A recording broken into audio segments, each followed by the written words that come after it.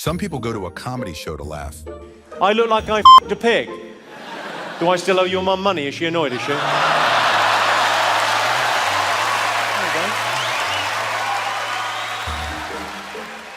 And some make the mistake of trying to become part of the act. Thug's coat, oh. They told me backstage your name Boogie. All right, Boogie. What you do for a living, Boogie? School, computer school. Computer school. Only to get roasted beyond repair. From an overconfident heckler testing Bill Burr's patience to Steve Harvey, making sure some walkouts deeply regretted returning. These are the moments when comedians shut down hecklers in the best way. Bill Burr's epic response to a heckler who threw off his flow. They say getting married at 41 means you've already had a 20-year-long bachelor party. But one brave soul in the audience decided to question the comedian's logic. And well, that's when things took a blind turn. Are you gonna have at 41, you still gonna have the bachelor party? Do you really need to, man? I mean, you're 41, you just lived the bachelor party for fucking 20 years, right? You do what? You play plays? Yeah, you melt it out. Yeah, I can't go to titty bars anymore. I just remember those. You can't see him, you're blind? Jeez, well, thank you for fucking bringing it all the way down to the I didn't ask you about your eyesight. Jesus Christ, you got problems with your kidneys too? We can just turn this into a benefit? What the fuck is wrong with this guy? He fucking can't see, he fucking flip-flopping the words. Who is this poor woman who's marrying you on Saturday?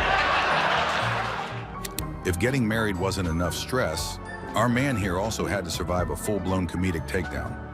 Turns out, making jokes about your own blindness is one thing, but giving a stand-up comedian the perfect setup? No, I like you. You got that, I don't give a fuck in a good way tone. Like, it's probably why you stayed single so long. Do you ever like,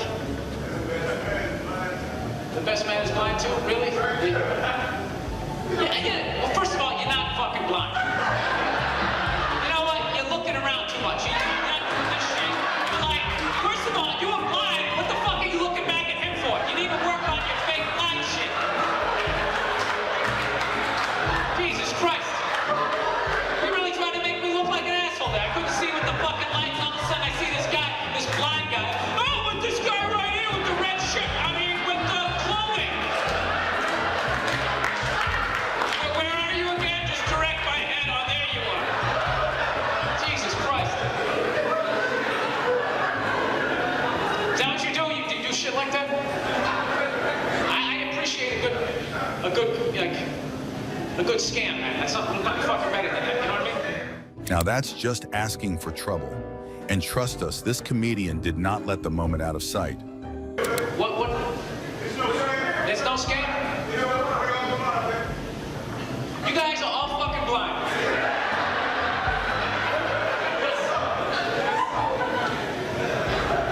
You don't look blind. You got the fucking glasses on. I am believing it. Well, you know, most comics would have just fucking left it after you said I'm blind. I said sorry. And I literally delved into it to the point that somebody at the table just said, "This is my cane right here." I mean, you want me to bump into some shit? I mean, I don't know what I gotta do here to prove to you that I can't fucking see, because I can't fucking see. Jesus Christ. All right, I got it. You can't see. You're proving it to me. You're blind. This woman has her hand over her mouth like I made her blind. I didn't make her fucking blind. If you're gonna heckle, at least see it through. Otherwise, you might just find yourself getting roasted so bad, you'll wish you had a white cane to tap your way out of the spotlight. Mickey Flanigan hilariously shuts down the female heckler. This woman in the crowd decided she was ready for her moment of glory. Bad idea. She comments about the UK doing things properly. Oh, she thought she had him. She thought she was about to be part of the show. Now, I'm from the UK, and we do a few things properly in the UK. Skiving. Yes, madam, I'm sure you do. Fucking up people's DVDs being one of them. But Mickey, he was ready. With the precision of a seasoned roast master, he flipped the script. He's sitting there like that, oh man, "What do you do really well?" he asked, the audience already bracing for impact. Because we're all dying to know. He delivered punch after punch. Somewhere, her husband was realizing he'd just become collateral damage. We do everything well, madam, don't we? What do you do really well? Because we're all dying to know. So if you heckle a pro, be prepared to be verbally escorted out of the conversation. Jerry Seinfeld turns 3 disruptive hecklers into the joke. Here we go again. This time it wasn't a single brave soul stepping up. It was a full-blown trio of confusion. And what better time to interrupt Jerry Seinfeld than when he's deep in a battle against milk expiration dates? Not in legs, Jerry! I didn't understand you, sir. Not in legs, Jerry! No, I was right the first time. I don't understand you. As Jerry exposed the Great Dairy Conspiracy, a heckling trio moved in. But he didn't let them milk the moment, crowning them the Three Stooges before sending them into comedy history. Well, thank you, sir, whatever that was. Jerry!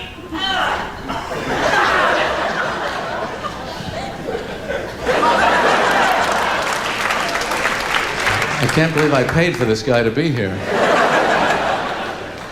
Somebody wants to be a star. Yeah. Well, we got the Three Stooges here, looks like. Lesson learned? If you're gonna heckle Seinfeld, at least curdle up a decent plan. Otherwise, you'll just end up getting skimmed right off the stage. Sam Morrill roasts the worst women heckler ever. Some hecklers get shut down, some get humiliated. And then there are those rare special ones who get obliterated in record time. This lady, he walked into a Sam Morrill show with the confidence of someone who thought she was the main event. Bad news. She was, but not in the way she hoped. Greatest drunk voice I've ever heard. It's like you've got a stuffed doll with you. You came straight from the boardwalk? What happened? Why do you have a big stuffed cat with you? You went to the amusement park? All right. What game did you win? Who could talk loudest during my show? What? That's you? Shouldn't really be a point of pride, I don't think. You alright? What game did you play? Alright, played football. Did you just ask if I'm alright? Yeah, I'm perfectly fine. I'm the one who's supposed to be talking. Sam had her in sight from the second she opened her mouth. He let her dig her own grave for a moment, just to make it interesting. Then, boom, he struck. With the precision of a seasoned assassin, he ripped her apart piece by piece. Play the claw? Can we get it around your mouth for a few minutes?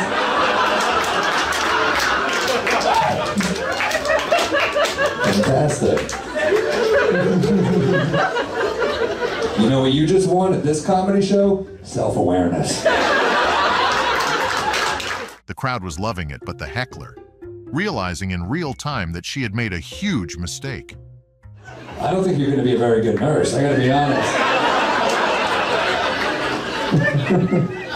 And I don't think your boyfriend's happy to be here with you right now either. By the end, her boyfriend looked like he was questioning all his life choices. Steve Harvey makes walkouts regret leaving. Leaving a comedy show mid-set is a risky move. You might think you're just stepping out, but if the comedian catches you, you just become part of the act. That's exactly what happened when 3 guys decided to walk out during Steve Harvey's show. Bad decision. Because when they came back, Steve wasn't just going to let it slide, he was going to make sure they never forgot it. Hold on. Hey, dog, where y'all going? This a movie we shooting. We just can't have the front row empty. Bring your ass back. Hey, dog, hey. Okay. Harvey made their return the main event. When Boogie claimed to be in computer school, Steve pounced, turning it into pure comedy. By the end, Boogie likely wished he'd stayed outside. I knew you was gonna come back. Left something, didn't you? With your cool ass. You know, I said sit back down. No. Yeah, I got your coat, though. That's his coat. Oh, the thug's coat. Oh.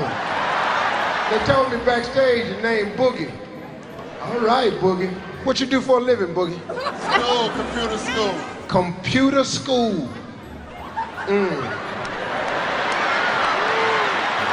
Walking out of a Steve Harvey show is one thing, but walking back in?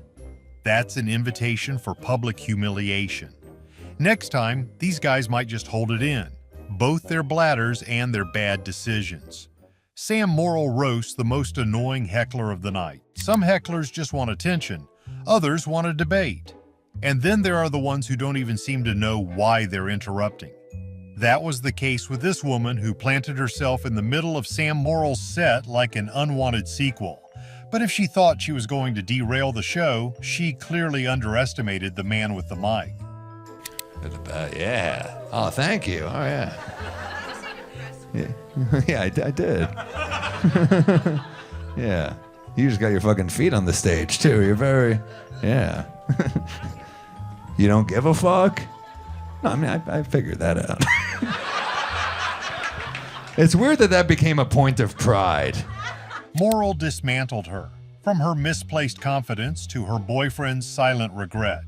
Calling her the Jared Leto Joker of hecklers, he turned every comeback into a punchline, while she remained blissfully unaware. Remember when that was the bad thing? When people were like, that guy just doesn't give a fuck.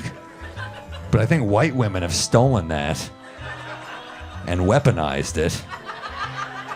And they're too annoying for us to fucking say anything.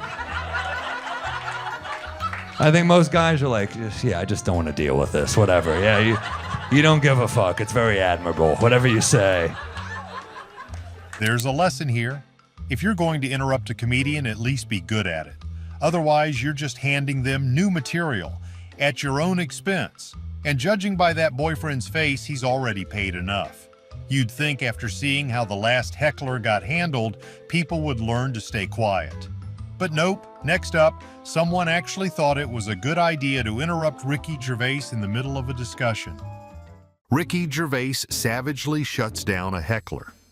Ricky Gervais was in the middle of delivering a philosophical take on fame, quoting Socrates no less, when someone in the audience decided this was the perfect time to make themselves part of the show. 500 years ago, the most famous man on the planet was Leonardo da Vinci because of all the great things he did. He was a painter. He was an inventor. Midway through praising Da Vinci, Ricky gets interrupted and shuts it down with a quick chush. No rant, no drama, just a masterclass in ignoring nonsense, proving this was never a group discussion. I can't do one-on-one, it's a big place. In a much smaller room, I'd still ignore you, cunt. Shush. If you're going to interrupt a comedian mid-monologue, you'd better have something legendary to say. Otherwise, you're just background noise, and Ricky Gervais has no problem turning the volume all the way down. After Ricky Gervais effortlessly silenced an uninvited voice, see how Bill faced a different kind of interruption. One so loud and misplaced, it practically begged to be turned into the next punchline. Bill Burr roasts an overenthusiastic fan into silence. Bill Burr was locked in, delivering punchline after punchline, when out of nowhere, someone in the audience just had to make themselves part of the act. And not just with a laugh or a quick reaction, this was a full-throttle, front-row thank you, so loud it nearly knocked the jokes off track. Sorry, it just cost me like $9,000 to fucking fly here. You know what I mean? No offense, but there's no Eiffel Tower here. I think that's a little pricey. You're welcome! Bill Burr doesn't tolerate interruptions. He weaponizes them. Instead of ignoring her, he became her, mimicking every bit of her energy. In seconds, the crowd flipped and she became the joke, not the star. From that moment on, she knew better than to chime in again. Bill had made his point loud and clear. If you're going to interrupt a master at work, be prepared to become part of the set, and not in the way you hoped. Hannibal Buress masterfully destroys an obnoxious heckler. Most hecklers are loud, some are persistent, but every once in a while, you get one that's just plain annoying. Hannibal Buress was in the middle of his set when some guy in the crowd decided it was his time to shine. shouting random nonsense, throwing off the flow. He wasn't just interrupting, he was auditioning to be the most obnoxious person in the room. I don't know who that is, but they had to go. I'm tired of y'all, man. Stop yelling. Why you think? Why can't you hold your liquor? Hannibal didn't just shut him down, he dissected him like a scientist studying the world's most annoying specimen. Calling him a social terrorist, he made sure no one left thinking, now that's a legend. There's a difference between earning attention and begging for it. Hannibal put in 13 years of work to get on that stage. This guy, he was just another voice in the dark, trying to be funny but learning the hard way. There was only one comedian in the room and it wasn't him. Ian Bagg shuts down a family of hecklers. At a comedy show, you expect couples, groups of friends, maybe a lone drinker at the bar, but a full-blown family outing, complete with parents, kids, and even a priest? Now that's a setup even Ian Bagg couldn't have written. And when this unusual crew decided to make themselves known, he made sure they got their money's worth, just not in the way they expected. People are too busy being offended for somebody else all the time and not even fucking. Hey, man. Thank you, Gary. Father Gary having a good old time. Boom. Why'd you do boom? That was weird. No, it's the worst priest noise ever of all time. Sodomites, boom! Gary's hammered. Is he getting married or something? Feel like he's what? He is almost. He's almost getting married? You. Who's getting married? Those two guys are getting married? Bagg tore into their family outing, questioning why mom was at a not-so-wholesome show.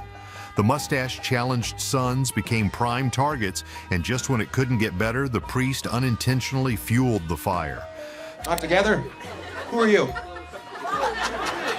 You brought your mom to the show? This is not for your mom. Mom, I want to see the filthy comedy. All right, I'll drive you. Dad brought you? Oh, this is a family that should not be allowed out. They bring their priest, they bring their mom, they bring the rest of their friends with their little mustaches almost grown in.